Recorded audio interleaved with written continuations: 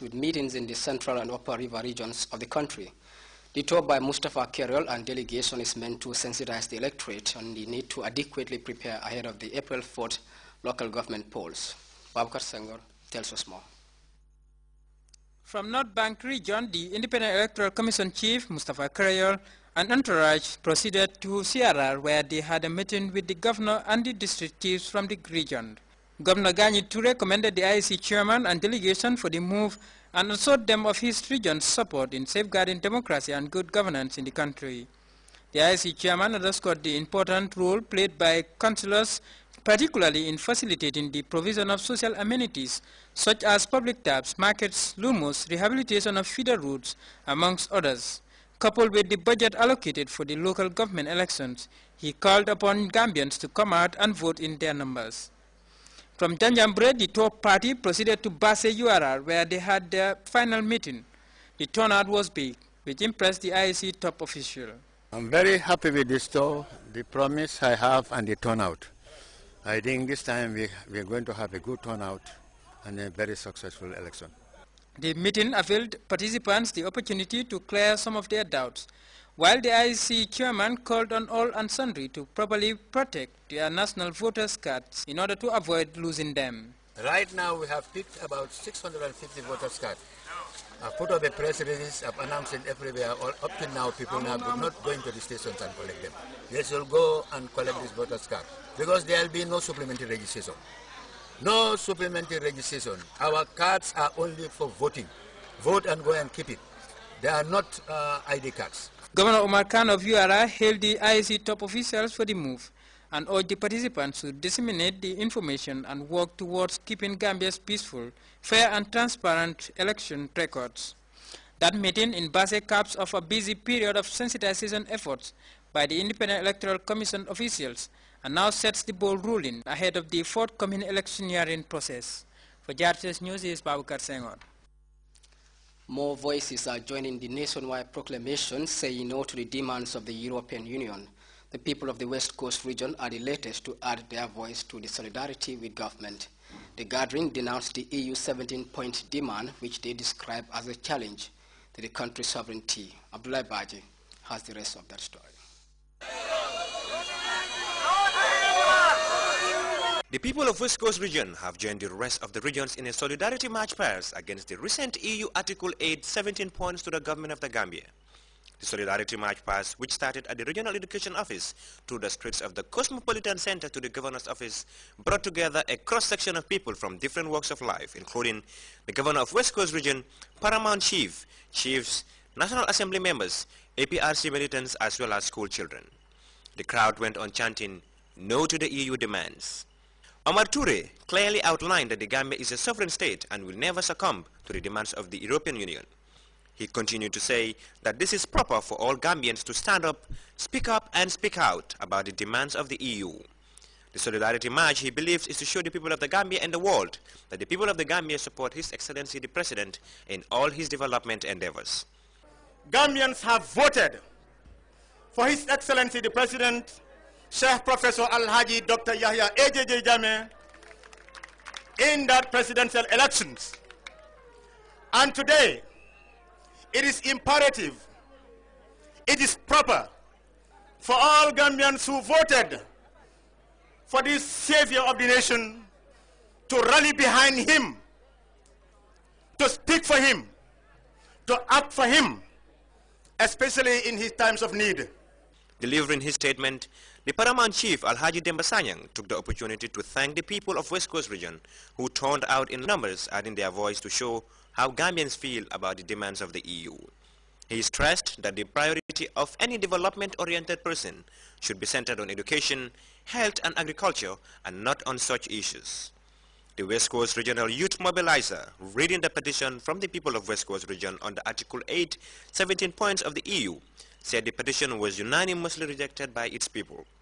The demands he outlined clearly undermines the sovereignty of the Gambia and its independence. We, the people of West Coast region, hereby express our grievances, our total disagreement, which also depicts our voluntary and unflinching support to unanimously rejected the so-called EU 17 points proposed political dialogue, which undermines not only its integrity, but also the peace, stability, and independence as an independent sovereign state, with its fundamental rights to operate with the parameters of duly constituted laws. The chairperson of the Council of Upper Basic School Principals highlighted the development efforts of the president, especially in the areas of education in the Gambia. For his part, the governor of West Coast Region, Lamin Sane, seized the opportunity to thank the people who left all their schedules to take part in the Solidarity March Past. The show of solidarity with government reinforces the belief that the Gambians are in total disagreement with the EU demands of Article 8. We are independent, and really I think we have the authority, we have the knowledge to govern our own country. So today's day signifies that we are in total disagreement with the EU demands, especially on this Article 8 of the political dialogue. We are saying that as a sovereign state, we owe ourselves thinking, we owe ourselves policies to regulate.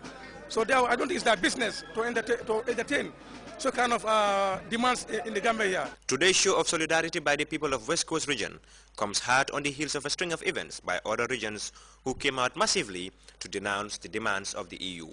Abdullah Baji, Grts News.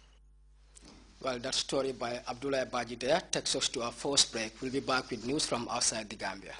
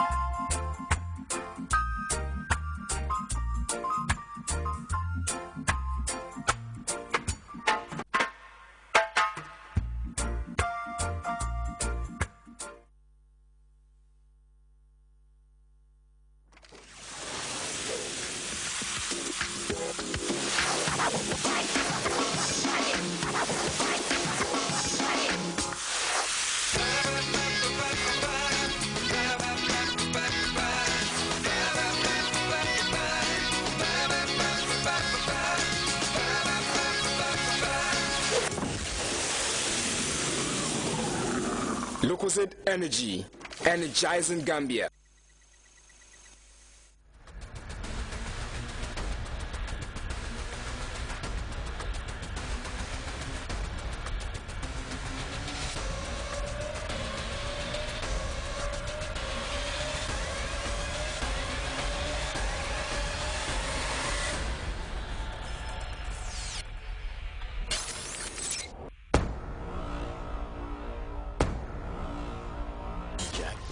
Tonight on Grts. Welcome back to the news. French President Francois Hollande has visited Timbuktu 3 weeks after the French intervention, which continues to reconquer the north, driving away Tuareg rebels and Islamist militants from seized territory. Hollande was accorded a rousing welcome in what is seen as a sign of victory. Details in this report. The presidents of France and Mali visited Timbuktu on Saturday, 3 weeks after the French intervention in northern Mali. President Hollande is enjoying the spoils of victory, including the gift of a camel from the city's elders.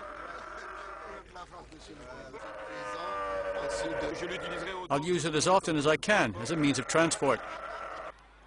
In Timbuktu, now liberated from the Islamists, French and Malian troops were posted along the streets where ecstatic crowds greeted the French president.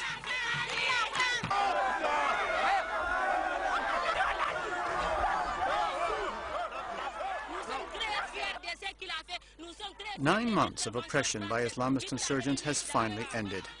But Timbuktu's residents have seen much of the city's heritage destroyed. at this center burned by the Islamists who condemn the thousands